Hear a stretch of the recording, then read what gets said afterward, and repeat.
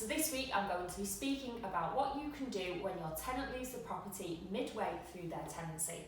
So what I'm referring to here is if you have a tenant who's in your property for 12 months and they up and leave at the 6 or 7 month period without providing you with any notice, what should happen then? Now this will be entirely up to you as a landlord on how far you are prepared to take it and how much you want to go and find out where the tenant lives, etc.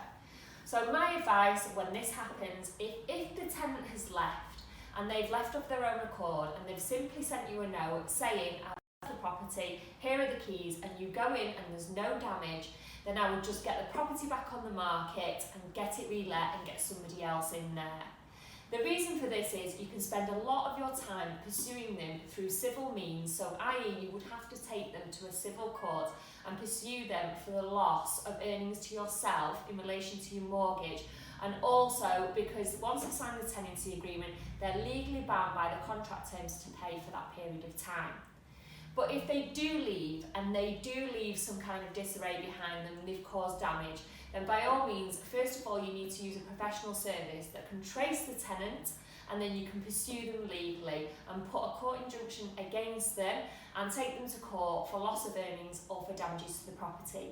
And I'm not going to lie and say that this is a very short process. It isn't. The main thing that you need from a tenant when they leave your property is the fact that they're acknowledging that they have up and left. Because technically they haven't told you they are leaving, you're not supposed to enter the property without receiving a possession order from the court. So as I've just said, if they leave of their own accord, they've not caused any issues and they've just gone, and by all means as well you will be entitled to keep the deposit.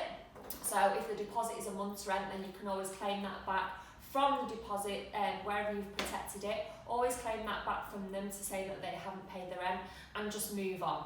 However, if they have created damages, you need to trace them and you need to pursue them via a civil means. And that's all for this week.